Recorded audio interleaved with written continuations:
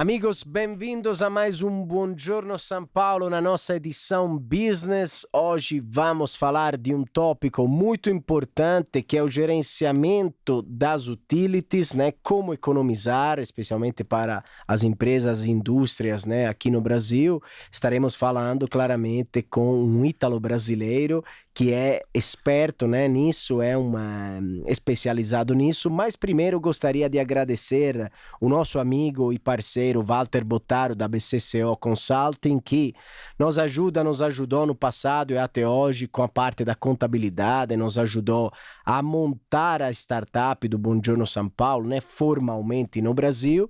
Então, mandamos um abraço para o Walter e todos os colegas da BCCO. Bom dia! Stai ascoltando Buongiorno Business, il podcast che parla di startup e imprenditori tra Italia, Brasile e America Latina. Tutti i mesi, dalla collaborazione tra Buongiorno San Paolo e Casa Italia Club, l'intervista ai protagonisti. Un viaggio attraverso le sfide, le difficoltà di chi ha investito all'estero e ce l'ha fatta. E agora vamos introduzir o Alexandre Pereira Leite. Benvenuto, tudo jóia? Grazie, tudo bem? Benvenuto aqui em Buongiorno São Paulo. Hoje vamos falar, como outras vezes, de negócios entre Itália e Brasil, né? Essa grande cultura, né, misturada, né, ítalo-brasileira. E gostaríamos de conhecer um pouco também da sua história, né? Então, obrigado por ter aceitado, né, o convite. E, Alexandre, primeiro gostaríamos de saber um pouco o seu percurso, né, até chegar nesse gerenciamento, né, das utilities com a Advisor, né, que é a sua empresa, e como que também, né, a sua família italiana influenciou também esse seu caminho, né? Obrigado, Alessandro. Obrigado ao Buongiorno São Paulo. Eu acho muito válido quando vocês conseguem fazer essa interação, trazer as empresas, fazer essa interligação com a Itália e resgatar um pouco dessa cultura italiana que é tão presente na construção da cultura brasileira. Então, a nossa família é um exemplo disso. Meus bisavós vieram para cá em 1902. E nós entramos da província de Civita Castellana, na região de Lácio, e em 2007 nós ingressamos com a cidadania italiana, porque os brasileiros podem, seguindo algumas regras, podem obter a cidadania italiana. E há 2 anos atrás foi concluído o nosso processo, e isso nos deixa mais vinculados, até porque boa parte dos familiares já faleceram, então é uma forma que a gente tem de mantê-los vivos na nossa família. E eu vejo que um ponto importante para a gente citar, Alessandro, é que os momentos de dificuldade são momentos importantes para nós nos descobrirmos como pessoas e descobrirmos competências que muitas vezes elas estão ocultas, estão escondidas. Sim. E comigo o que aconteceu na jornada foi algo muito relacionado a isso. Em 1990, nós tivemos um governo aqui no Brasil e por motivos certos ou errados que se tornaram certos ou vice-versa, eles tiveram uma política coordenada por grandes economistas de enxugar a liquidez do país. Em 1992, houve um plano chamado Plano Collor que retirou a liquidez, ou seja, todo mundo que tinha algum dinheiro na poupança ou no overnight na época, esse dinheiro foi seguro pelos bancos, pelo governo, para ser retornado depois de um determinado tempo. E aconteceu que, bem nessa época, a minha família tinha acabado de se desfazer de alguns ativos, isso estava totalmente no banco, então em 1990 eu me vi numa situação de como fazer para pagar a faculdade, para viver. Isso despertou algumas características importantes. Em 92, fiz uma primeira empresa que inscrevia vestibulandos de uma única vez na faculdade, porque é um processo burocrático, e começamos aí. Uma startup. Era uma startup na época, mas não tinha internet. É, Então... isso. E aí, para divulgar, a gente fazia feira de profissões nas escolas, e os profissionais. Então, a gente levava as faculdades nas escolas, falavam para os alunos, a gente divulgava. Em 93, começamos a pegar o processo de telefonia celular. Fizemos uma primeira empresa que foi a primeira empresa do Brasil a financiar aparelhos e linhas celulares. Isso foi de 93 até 98. Comercializamos muitas linhas, anunciavam na televisão. Só que com a privatização em 98, eu percebi que eu não tinha uma formação de base de ter trabalhado em uma empresa, ter conhecido de processos, de marketing, de finanças, de controladoria, de parte contábil, enfim, faltava isso. Então, eu, no ano 2000, resolvi ingressar na vida executiva, achando que eu ia conseguir uma posição fantástica. Né? E, na verdade, comecei a vida como um assessor comercial júnior, recomeçando. Sim. Eu tinha um salário de R$1.000 por mês quando fui começar, recomeçando a vida, literalmente recomeçando. Mas teve uma coisa muito boa, e isso eu falo, inclusive converso com o meu filho quando a gente vai discutir profissão, caminho. Eu falei, não ligue tanto para salário ou para estar numa grande empresa, mas perceba perto de quem você vai estar e qual aprendizado que você vai carregar para a vida. E eu acabei tendo sorte de trabalhar com pessoas que foram muito especiais, né? O Marcos Schoenberger era o presidente da época, o Guilherme Stumpf e o Ernesto Corrêa foi quem fundou, junto com o Guilherme Stumpf, a GetNet, que depois veio a brigar ali na época, a antiga Visanet e Reddicar, e quebrar esse duopólio. Então, eram pessoas que não tinham nenhum tipo de intimidação em brigar com grandes. Eles entendiam, iam. Então, trabalhei nesse grupo em uma unidade que era a Goodcard, ali que eu comecei como assessor comercial júnior. Em 2011, eu assumi como diretor-geral de uma das divisões. E em 2014, eu entendi que aquela parte que faltava, que era aprender sobre estratégia, era uma parte que eu tinha completado e entendi então que eu poderia desbravar novamente e voltar a empreender, mas de uma forma mais estruturada, de uma forma mais completa. E 2014 foi quando realmente, no final de 2014, começo de 2015, foi quando a gente realmente colocou a Advisor para rodar. E aí olhando duas verticais, né? duas linhas de negócio. Uma delas aproximando e conectando os consumidores dos geradores de energia, então grandes geradores de energia, e a outra é aproximando os frotistas dos postos de combustível, desintermediando essa cadeia que hoje tem muitos intermediários financeiros que acabam onerando o custo do combustível para os frotistas. Então a gente entendeu que diminuir essa intermediação poderia trazer algum resultado para os nossos clientes. Então foi aí que em 2015 a Advisor começou trabalhando fortemente nessas duas linhas, desintermediando os consumidores de energia com os geradores de energia e os frotistas com os postos de combustíveis. Sim. E isso, Alexandre, foi um caminho, assim, de análise, de estudo, porque claramente quando você vai auxiliar uma empresa que tem X custo de gás, luz e frota, claramente você tem que saber para onde ir, né? Por exemplo, na Itália a gente tem vários fornecedores hoje que, se você, do ponto de vista pessoa física, né, tô dizendo, não tenho experiência do ponto de vista empresa, mas se você pula ou presta atenção, né, em quando trocar os contratos, você consegue uma economizada boa. Aqui é mais uma questão de logística, é mais uma questão de onde está posicionada a empresa. Por exemplo, São Paulo é diferente do Rio, Jundiaí é diferente de Ribeirão Preto. Como que vocês analisaram tudo isso? O Brasil, ele vários países do mundo já têm e dá a possibilidade de quem consome energia escolher de quem compra energia. E isso Sim. é o denominado mercado livre de energia, que todo mundo conhece, todo mundo fala, e eles dizem que existem hoje algumas profissões, né? Então, coach e assim, vendedor de energia tem muito, né? Então, eu acho que é uma profissão hoje, ou é uma área de atuação que tem muita gente. É evidente que quando nós começamos em 2015, a gente identificou que existiam algumas carências, mas principalmente voltadas à parte de tarifação.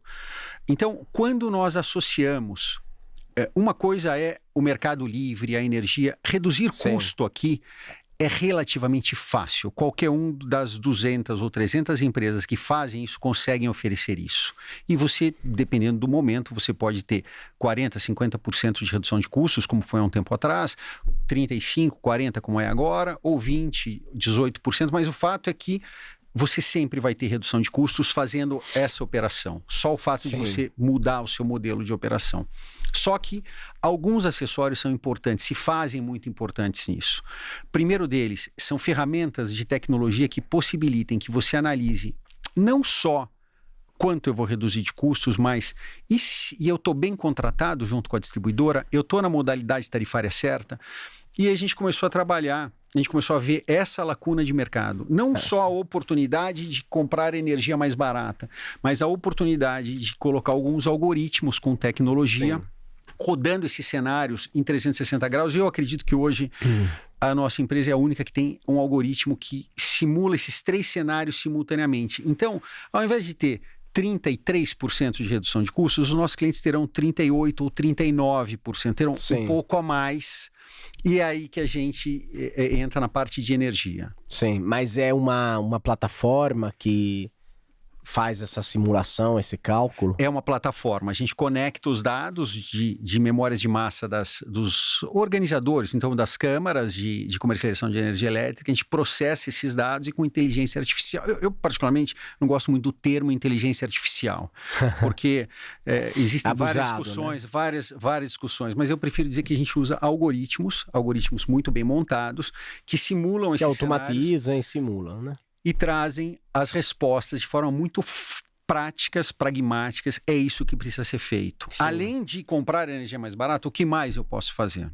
Sim. E na parte de gestão de frotas, o que nós fazemos é uma visão um pouco mais financeira, porque hoje, entre um gestor de frotas e um posto de combustível, quando ele vai pagar pelo seu abastecimento, para que ele tenha gestão da quilometragem, gestão de frota, ele tem nesse meio termo, ele tem a maquininha de cartão de crédito, ele tem o banco que coloca a maquininha de cartão de crédito, a bandeira de cartão, quem emite o cartão, o custo de cartão, o custo de transação, o custo da maquininha. Então, é um processo que ele vai chegar ali a custar 5,5%, 6% para deixar 1,2% para os administradores. O nosso modelo, ele desintermediou, ele trabalha, é uma patente nossa, que trabalha diretamente com o celular e com a web, e com isso a gente consegue ali trabalhar com custo 1/3 desse custo e trabalhando com a mesma margem de lucro. Mas quer dizer que vocês, a Advisor, disponibiliza um método de pagamento ou uma forma assim que acessa o pagamento? Nós somos um arranjo fechado de pagamento. Então, ao invés de ele usar cartão, maquininha de cartão para passar e capturar, informar o odômetro, qual a quilometragem do veículo, ele utiliza um celular e um app que fica no posto de combustível, e com isso a gente fecha a transação. A gente faz exatamente o mesmo processo da maquininha, do cartão. Isso reduz muito o custo operacional e, logicamente, isso faz com que os custos dos postos de combustível sejam menores, e esses benefícios eles acabam repassando para os seus clientes, entre outros benefícios. Mas, em linhas gerais, tanto na energia quanto em frotas, nós desintermediamos essa cadeia que cuida desse processo de pagamento. Sim. Que é uma bela economização, né? Assim, dá para economizar uns pontos importantes, né? Sem dúvida. Em energia, você consegue ter aí, dias de hoje, entre 32% e 33%. Isso varia muito de acordo com o tempo de mercado. E com um pouco a mais de tecnologia, você consegue mais 5 ou 6%, mais 5 ou 6 pontos percentuais acima dos 32%, 33%. Sim. E já em gestão de frotas, os custos dos combustíveis, eles acabam ficando menores porque os postos não precisam repassar todas essas taxas administrativas para os frotistas. Sim. Então, os clientes conseguem alcançar aí 7, 8% de redução, além do que eles já têm com os sistemas. A parte das frotas é uma parte bem complicada ou não, do ponto de vista da logística? Porque frotas, você quer dizer, né, a frota de automóveis, né? Frota de caminhões. Caminhões. Desculpa. Sim, mas sim. Automóveis pode ser, automóveis. Também pode ser, né? mas principalmente caminhões. Caminhões, que aí depois de X anos, precisa ser renovada, precisa ser feita a manutenção, é isso, né? É isso, só que ao longo desse processo, existe uma etapa de gestão de frota. Quantos quilômetros a frota está percorrendo, qual o custo do quilômetro, qual o melhor motorista, quais as regiões que devem ser abastecidas, qual o custo do combustível, qual o prazo de pagamento. Então, isso também precede uma outra etapa, que é uma etapa um pouco mais estratégica, que é a renovação de frota, venda de frota, é a gestão do dia a dia da frota. Que a gente atua. Entendi. Então isso é digamos, um auxílio constante, permanente, não é só no momento de trocar a frota. Exatamente isso. Sim. E a exigência da empresa é o quê? Tipo, ter uma visão diferente, ou porque eles não têm tempo, não têm pessoal, né, funcionários adaptam, ou não querem contratar funcionário para cuidar disso? Alessandro, eu acho que tanto em energia quanto em frotas, eles têm necessidades semelhantes. Quando a gente olha a parte de energia, hoje, uma empresa, para que ela tenha um especialista de energia, ela vai ter um custo relativamente alto. Alguém que possa olhar uma conta e traduzir aquela conta para o papel, interpretar o que deve ser feito. Isso é um custo relativamente alto para uma empresa. Então, imagina o seguinte, se eu gasto 50 mil reais de energia e eu preciso gastar 10 mil com alguém que vai administrar e eu vou ter 30% de redução de custos, praticamente a minha economia vai embora. A partir do momento que a gente tem uma tecnologia para fazer isso por um custo de 1/10 disso, eu fico com a maior parte da economia. Então, essa é a visão do cliente que contrata a gestão da energia ou a tecnologia para isso. E quando a gente olha a parte de combustível, a parte de abastecimento de frota, é muito semelhante, porque para que você tenha uma estrutura de gestão de frotas, custa. Então, para você economizar 5%, 3%, 7%, às vezes vai ser o custo de ter uma equipe fazendo isso. Então, a tecnologia ajuda nesse processo, deixando isso muito mais em conta. Sim. Isso também, Alexandre, pode ser um jeito, ou pelo menos um caminho para ter um gerenciamento mais sustentável, para ter, né, uma gestão mais verde, mais green? É muito interessante essa sua colocação, Alessandro, porque quando a gente fala em gestão de sustentabilidade, existe o que o mercado faz, porque tem que fazer. Então são os ESGs e outras coisas que... Assim, por isso, esses modismos, inteligência artificial, ESG, são modismos que a gente procura sempre olhar de uma forma, tirar o que é bom, mas não entrar tanto no modismo. O que a gente percebe hoje uma lacuna muito grande na visão de energia. Então, vou te dar um exemplo, né? Hoje, as empresas que trabalham buscando a eficiência de sustentabilidade na energia, ela quer muito mais uma comprovação, porque alguma grande empresa que a contrata está exigindo que ela seja carbono zero, ou que ela neutralize as emissões, ou que ela reduza a emissão. Então ela vai atrás, e isso é muito ruim, porque eu não estou buscando sustentabilidade porque a minha essência busca sustentabilidade. Eu estou buscando porque tem um padrão, porque tem algumas consultorias que estão falando que isso vai me ajudar. E aí, então... As pessoas vão trabalhar com sustentabilidade, mas não estão engajadas com a sustentabilidade. Elas querem fazer para atender uma norma ou para poder participar de uma licitação. Mas a gente vê uma lacuna que é a possibilidade de criar metodologias onde os clientes, tanto os clientes frotistas quanto os clientes de energia, que eles possam falar o seguinte: olha, eu emitia assim carbono, né? Eu emitia CO2 dessa forma. A partir do momento que eu mudei, eu agora tenho energia renovável, ou que eu reduzi combustível, eu estou emitindo menos carbono. Se eu estou emitindo menos carbono, eu, como cliente, eu posso ser gerador de crédito carbono. Essa discussão é uma discussão que tá muito difícil mudar a mentalidade das consultorias nesse sentido, mas a gente vê que tem uma oportunidade muito grande aí, que é a oportunidade do cliente ser gerador de crédito carbono. Esse é um tópico muito interessante, Alexandre, muito. A gente vai falar sobre isso, já falamos sobre isso, né, do gerenciamento do crédito de carbono em outros podcasts, em outros episódios, mas aqui me vem uma outra curiosidade, né? Sim. Esse lado que é um lado muito político, né, digamos, é uma coisa que pode ser muito prática, mas ainda a gente não sabe como vai ser gerenciado, né?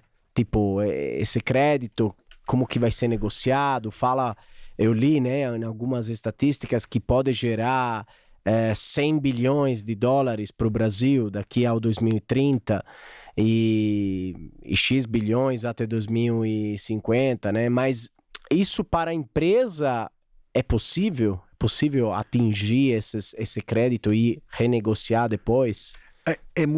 Alessandro, é muito interessante o que você está colocando, porque a gente estuda o tema de sustentabilidade desde 2006. Sim. Desde 2006, há 17 anos. Muito antes da gente falar em sustentabilidade, a gente já estuda esse tema. E o conceito principal do crédito carbono é como eu estava e como eu estou. Sim. Esse é o conceito principal quando a gente está falando em empresas. Hoje, esse conceito está um pouco esquecido. Mas qual é a parte conceitual? Se eu tinha um consumo de 200 megawatts-hora de energia, estou dando um exemplo, 200 megawatts-hora de energia é um consumo semelhante a 2 ou 3 lojas de supermercado. Tá bom? 200 megawatts-hora. Ou a uma indústria média, pequena média. Tá bom? 200 megawatts-hora. Se eu emitia 200 megawatts-hora com um tipo de energia, e eu mudei esses 200 megawatts-hora e eu estou emitindo com outro tipo de energia, eu tenho uma mudança do meu comportamento. Isso, por naturalmente, ele te permite gerar crédito carbono, porque você saiu de um jeito e foi para outro. Só que para isso precisa existir uma metodologia, e essa metodologia, forma de cálculo, medição, aprovações, ela precisa ser auditada e precisa ser validada ou homologada por alguns organismos de certificação. Então, o que eu vejo hoje é grandes geradores que eu digo, grandes geradores de crédito, usinas que estão sendo construídas. Grandes empresas que têm condições de contratar consultorias que prestam serviço para eles, gerando créditos, e os pequenos que poderiam ser naturalmente geradores comprando para neutralizar, ou seja, eu não precisaria comprar, eu poderia gerar esse crédito, poderia inclusive comercializar esse crédito. Então, no nosso entendimento, as empresas podem sim, pelo fato de terem mudado o seu comportamento de consumo e emissão de CO2, elas podem ser geradoras, tanto na energia, como até mesmo em gestão de frotas, porque se eu começo a fazer rotas mais econômicas, se eu começo a usar veículos mais modernos, emitir menos CO2, eu saí de um formato de emissão e fui para um outro. Essa mudança, por si só, calculando com metodologia, quanto emitir, quanto emite, essa diferença, ela possibilita a geração de crédito carbono. Sim. E o que ainda não sabemos é como vai ser revendida, né? Qual é a plataforma? Que hoje já está muito diferente, né? O crédito carbono, quando começou, teve um grande boom, depois ficou muito tempo adormecido, e hoje já se comercializam créditos carbono, aí já falam em alguns dólares, né? A tonelada, o que viabiliza a comercialização. Então, você pode chegar aí a 5, 6, 7, 10 dólares a tonelada Sim. de crédito carbono, né? Sim. Hoje precisaria ver como é que está o mercado, um pouco mais no dia a dia. Mas para vocês, para advisor, é interessante a análise de como se chega ao crédito de carbono, de como se gera, não de como é negociado depois. O como é negociado, existem plataformas que faz. A metodologia de como fazer para chegar lá, na verdade, eu já fiz. Os nossos clientes já fizeram, já reduziram, mas... Sim. E aí, o medir, ter uma metodologia que aceite essa medição como homologada e comercializar isso, esse é o desafio que a gente enxerga como sendo o desafio da sustentabilidade. Sim. Essa é a parte mais difícil, né, na verdade. Porque tem tanta gente que já está realizando práticas e não consegue quantificar, e ela está indo comprar crédito carbono para neutralizar alguma coisa que ela já pode ter neutralizado, mas ela não está conseguindo medir isso. E as empresas têm uma oportunidade, então, nisso, né? As empresas brasileiras, especialmente, né?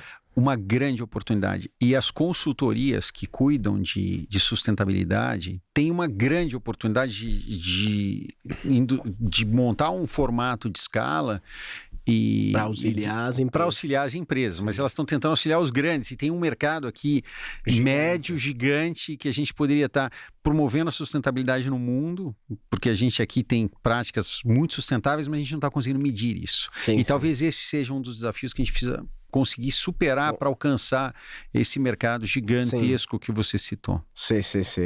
É um mercado importante, né, que a gente tem que prestar atenção, porque realmente o Brasil, ele é um gigante, ele pode virar um gigante verde, né? Ele é já, mas eu digo do ponto de vista energético, da matriz, como exemplo também para o mundo, né? Produzindo também tantas coisas que servem ao mundo na parte alimentícia, na parte da energia também. Não dá para esquecer que precisa da indústria para fazer esse percurso, né? Então, você mencionou todas essas empresas que às vezes são esquecidas, né?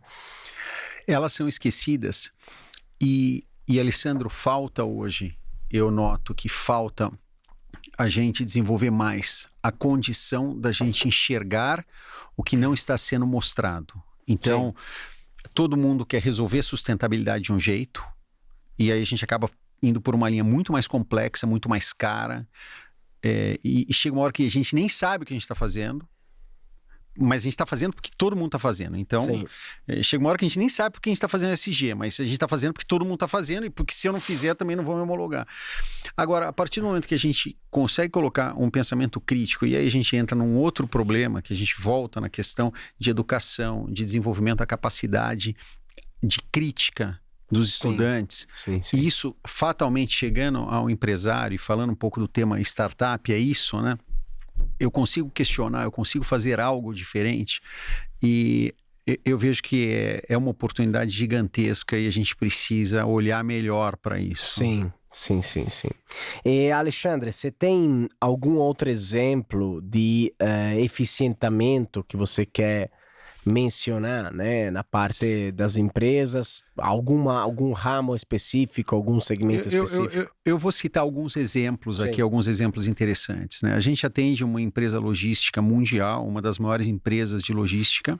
Sim. Ela trabalhava com um gigante de gestão de frotas, e nós demonstramos para eles, com um longo processo de homologação, que a gente teria condições de alcançar custos menores em virtude dessa desintermediação. Só que é interessante, é muito difícil, a partir do momento que eu estou em um modelo, eu acreditar que pode existir um modelo novo. Então, um longo processo de peregrinação, até que houve momentos em que um posto de combustível vendia, se fosse via cartão de frotas, a R$7 o combustível, mas se eliminasse o cartão de frotas, se vendia a R$5,90, a R$6, quer dizer, chegou a ter 14% de redução de custo e um custo. Lógico que a hora que a gente pondera isso, a gente vai para 7%. Então, e quando a gente apresentou os primeiros resultados, a própria empresa falou, não, mas calma aí, a gente precisa ver de novo os resultados. E fizemos novamente, o resultado aumentou mais 1 ponto percentual. Então, temos de 7 para 8. E esse é um exemplo extremamente interessante. E a gente também atuou de forma muito eficaz em shoppings. Então, shoppings em algumas regiões do país, indústria plástica, com grande potencial de redução de custos. E se não estou errado, né, também aqui no Brasil, daqui a uns anos, vai ter muita mais empresas oferecendo energia, distribuindo energia e negociando do que hoje, né? Porque hoje tem uma empresa que faz o trâmite, né? Mas, por exemplo, na Itália a gente tem várias empresas que agora são autorizadas a vender, né, energia. Então, você não tem mais, por exemplo, a Enel, uma empresa que ganhou a licitação. Não? Você tem várias empresas divididas. Eu acho que tem um plano desse jeito, desse tipo no Brasil, não sei em que ano, que vai talvez gerar mais uma oportunidade de reflexão, né? Uma oportunidade de análise para gerenciar os custos, né? Alessandro, é interessantíssimo o seu ponto, porque quando a gente fala de uma atividade que envolve algum regulatório, a gente tem 2 aspectos que a gente tem que avaliar. Primeiro, as mudanças de regulatório que estão ocorrendo são positivas. Então, eu vou te dar um exemplo. A partir deste ano de 2024, qualquer demanda, qualquer potência em média tensão pode escolher de quem quer comprar. Isso, até o ano passado, só era possível a partir de 500 kW, que é o equivalente a uma indústria pequena, média, mas 500 kW já é uma potência importante e preponderante.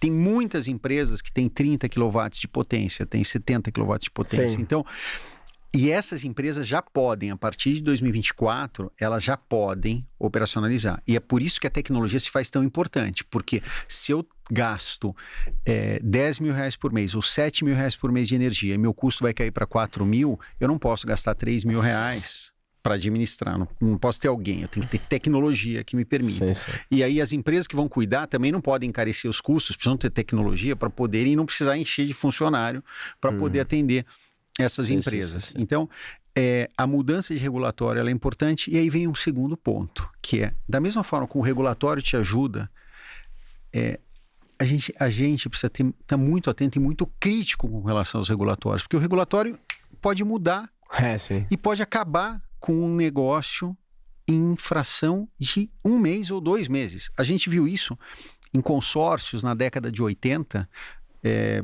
Existiam diversas empresas de consórcio aqui no Brasil e o Banco Central, em 80, extinguiu a possibilidade de ter consórcio no Brasil. As empresas de consórcio só podiam os bancos financiar e as empresas de consórcio não podiam mais ter. Então, várias empresas de consórcio deixaram de existir em 1 mês. Deixaram de existir. Mas depois mudou de novo, né? Depois Agora mudou tá de novo. Mas o que eu quero colocar Naquele ano, todas as empresas de consórcio faliram.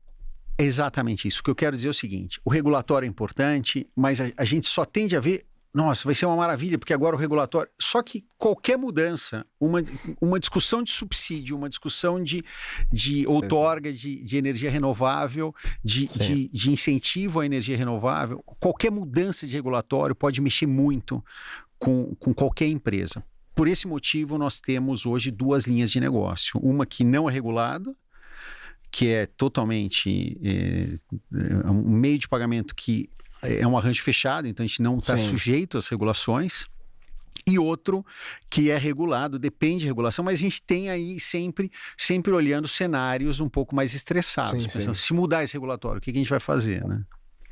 Sim, é verdade. Isso faz parte também do relacionamento entre público e privado, né? Ter uma mentalidade, prestar atenção às mudanças, né? Porque a regulamentação podem, de uma forma ou de outra, né, afetar o seu negócio. Então, pode ajudar, mas também pode, em alguns momentos, atrapalhar muito. Pode atrapalhar a gente. A gente vê em pequenas coisas, né? Também na Europa teve algumas leis, né? Limitações de alguns tipos de segmentos que, às vezes, podemos dizer são até injustos, né? Mas, enfim, depois, com os anos, também as políticas públicas, né, tendem, né, a converger, né, a limitar o limite, né, a não ter um limite total, senão... É que geralmente quando a gente está surfando uma onda, a gente não se pergunta, né, quais os riscos dessa onda terminar. Sim. E eu vejo isso muito em energia, como vimos em combustível, como o Programa de Alimentação ao Trabalhador, que é parte do PAT, lá as empresas de Vale Alimentação, restaurante. Em alguns países tiveram riscos enormes. Então, eu vejo que para quem tem empresa, estar atento aos regulatórios é importante. É muito importante. Alexandre, eu queria que você contasse um pouco para a gente, né? O que é, digamos, a missão do Alexandre como pessoa e como advisor, né, como empresa. Isso a gente chama, a nossa pergunta final, né? A gente chama de qual é a sua Roma, né? A gente criou uma expectativa, uma italiana, dentro de uma pergunta que é uma pergunta, digamos, clássica. Para as empresas seria a visão, né? A visão, a missão. E, porém, tem um lado pessoal muito importante, né? Sim. Então, qual é o seu norte, a sua Roma dentro da sua atividade? É difícil a gente falar de qual é a nossa Roma, qual é a nossa missão, mas o ponto principal para a gente é que hoje, quando se fala em redução de custos, sempre é algo muito abstrato, porque você tem metodologias, tem formas de se enxergar. O que a gente tem como grande missão é que as reduções de custos que nós trazemos com tecnologia para os nossos clientes, elas sejam percebidas na sua essência. Ou seja, que realmente se associe de uma forma genuína de olhar o nosso negócio e falar, realmente tem redução de custos. Teve. E realmente essa empresa traz redução de custos de forma genuína, não por dados abstratos, ou a gente gostaria que isso fosse o mais pragmático, o mais claro, o mais quantificável possível, e é para isso que a gente trabalha, para que a gente consiga trazer isso de forma muito clara, muito visível. E com a menor dependência possível dos regulatórios. Ou seja, para que a gente tenha um plano de 50 ou 100 anos, para que a gente possa falar, isso é uma visão, a gente precisa ficar muito atento, né? A própria Apple teve um investidor há um tempo atrás que o fato deles dependerem da China para a venda de iPhone fez com que o Cao Khan tirasse todo o investimento que ele tinha, fez a venda de todas as ações da Apple, porque ele falou, vocês estão dependendo de uma coisa importante e essa coisa é instável, isso pode mudar. Sim. Então, é isso, é que os nossos negócios, eles tragam uma visão muito clara, muito pragmática, na sua essência, mas que também a gente tem a menor dependência possível de leis. Regulatório. Exatamente. Sim. Bom, essa é uma Roma bem prática, né? Obrigado, é justo, é certo. Entendemos que tem um sacrifício muito grande atrás das empresas, tem projetos, né, atividades muito complexas, então sim, é importantíssimo o que você faz, o que vocês fazem através dessa análise, essa pesquisa na redução dos custos. Então, queria te agradecer, né, por ter nos ajudado também a entender esse tópico importante também para o mercado brasileiro. E, bom, agradecemos mais uma vez todos os nossos amigos que nos acompanham. Hoje é o Buongiorno São Paulo, Alexandre Pereira Leite da Advisor. Um grande abbraccio. L'Italia è qui come sempre. Obrigado. Grazie. Grazie.